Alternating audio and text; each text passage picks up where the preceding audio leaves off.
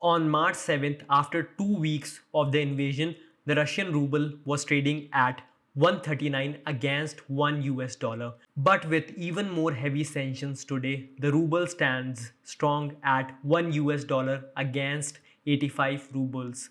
That's a massive recovery and rebound, indicating that Putin is smart, his economic advisors are very smart, or they were simply well prepared and ahead of time. Russian ruble was the best performing currency of March. And I discovered an excellent headline that says Biden turned the ruble into ruble.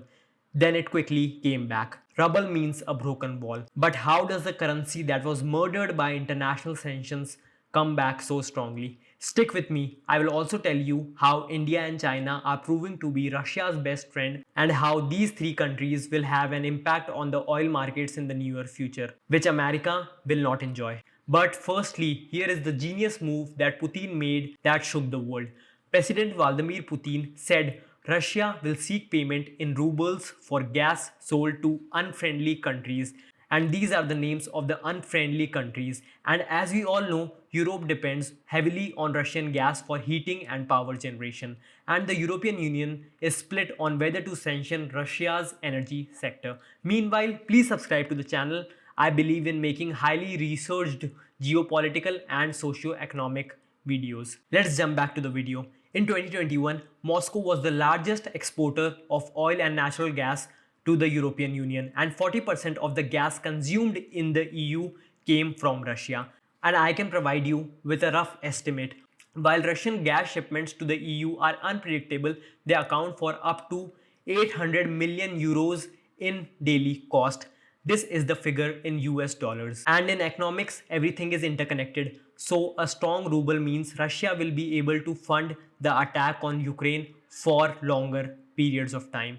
Currently, around 60% of imports are paid in euros and the rest in dollar. Since the invasion, India has signed contracts to buy 6 million barrels of oil from Russia. That is half as much as it bought during the whole of 2021.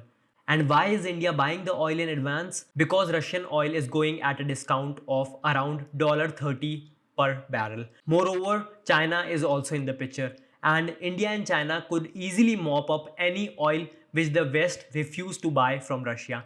An oil analyst at Kepler said China, which is already the largest single buyer of Russian oil, is also expected to buy more oil from Russia at deep discount. At the end of the video, I will reveal how Zelensky got his revenge by directing Ukrainian helicopters to fly into Russian territory and strike a vital Russian asset. But first, in order to understand the scenario around the Russian ruble, we need to discuss about Gazprom. Gazprom is a Russian state-owned multinational energy corporation. It is the largest publicly listed natural gas company in the world and the largest company in Russia by revenue. And what the economists in Russia are doing is that they are using Gazprom to keep the ruble strong. And they are doing that by transferring foreign currency flows from Gazprom to the Russian banking sector, which will give Moscow more control over foreign cash. As the foreign currency has been short as Western sanctions froze a significant portion of Russia's foreign holding.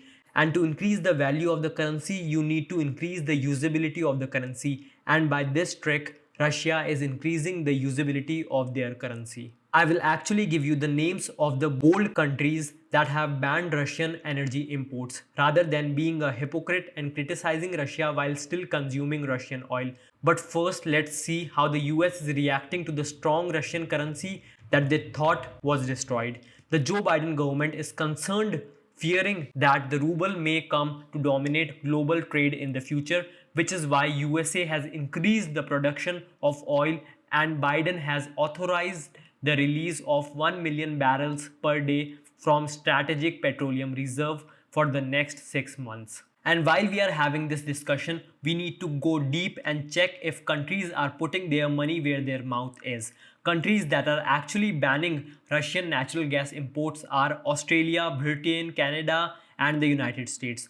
Officials in Germany and Poland have stated that they intend to phase out Russian oil imports by the end of the year. However, many experts are dismissing the German and Polish commitments, claiming that first and foremost, these are oral commitments that can easily be disregarded. And second, No one knows how the situation in Ukraine will play out by the end of the year.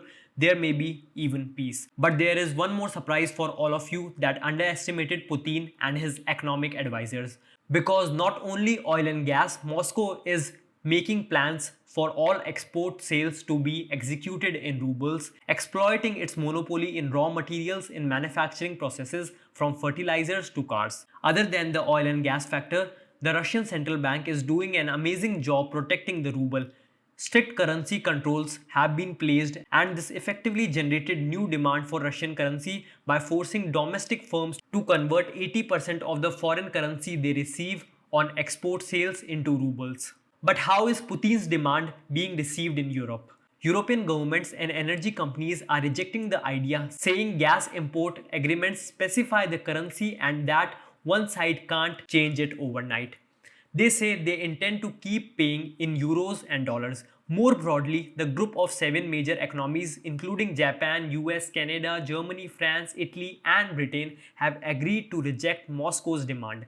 German Vice Chancellor Robert told reporters that all G7 ministers agreed completely that such a step would be a one-sided step and clear breach of the existing agreement. And all the other Russian gas buyers like Poland support his argument. And we have to go back to Putin's warning of cutting down the supply if these countries fail to make the payment in ruble. And analysts at a major energy firm have come up with very serious warnings. They said the European pipeline system is highly connected, so any attempt to restrict flows to some countries would affect the others, which will in turn trigger a broader energy crisis all across the Europe, and that will affect the whole world and the oil prices will shoot up. Putin knew what was coming and understood exactly how to respond in order to keep the ruble strong. Leon, an associate at consultancy Energy Aspects, said that Russia's central bank may supply greater liquidity to foreign exchange markets, allowing European clients and banks to get the required ruble. And this clearly indicates that Russians were already prepared for the economic sanctions. And during all of this, we have one major development. Zelensky is getting the revenge. Ukrainian helicopters have bombed a fuel storage depot in western Russia, sparking a huge fire. The strike in the Russian town of Belgorod marked the first time Russian territory was bombed after World War II. Belgorod lies around 40 kilometers or 25 miles from the Russian border with Ukraine and some 80 kilometers from Ukraine city of Kharkiv. And the governor of that place said there was a fire at the petrol depot because of an airstrike carried out by 2 Ukrainian army helicopters which entered the Russian territory at low altitude. Additionally, Zelensky made a surprise appearance at the Grammys on Sunday, urging support for his country and asking the industry's top artists to fill the silence brought by the war with music. And look, we also have to consider how 4 weeks of war has scarred Russia's economy. A strong currency might help, but there are signs that Russia is headed towards a recession. A source at the US Treasury said that the economic consequences that Russia is facing are very bad. High inflation will only get higher and depreciation will get deeper. Moreover, there is one big factor that will force Russia into recession, and it is a factor that no one is talking about. Russia is very ill equipped to produce its own electronic and consumer goods. Russia can import these goods from India or China, but it will take time. It won't happen instantly. India and China are currently trading with Russia, but if we talk specifically about semiconductor chips, softwares, etc., even China will not be able to sell these things to Moscow because of US sanctions, as all of these electronics are made using US technology and software. I mean, they can duplicate it, but it won't be that effective, and the production time and cost will go through the roof. And don't get me wrong, Russia is not the only country that will go into recession. A lot of countries that are standing against Russia have a high chance of going into recession. Germany is more concerned about recession than any other country. The German economic minister has declared an early warning that it could soon be facing a natural gas emergency as Europe's largest economy prepares for the risk of full supply disruption from Russia. The German foreign minister also said that every kilowatt hour of energy saved will help, and when you reduce your use of gas, you are helping Ukraine directly. The current scenario is that Ukraine's Ministry of Foreign Affairs claims that about 18,000 Russian soldiers have been killed. On the other hand, NATO estimates about 7,000 to 15,000 Russian troops to have been killed. We also need to discuss the progress in peace talks. Ukrainian negotiators said that Russia-Ukraine peace talks have advanced to a point where meeting between Putin and Zelensky is possible, and the meeting between the two presidents is likely to occur in Turkey. Let's just hope that the peace talks will be a success and Russia will soon stop destroying Ukraine, and in return, Biden will stop destroying the Russian ruble.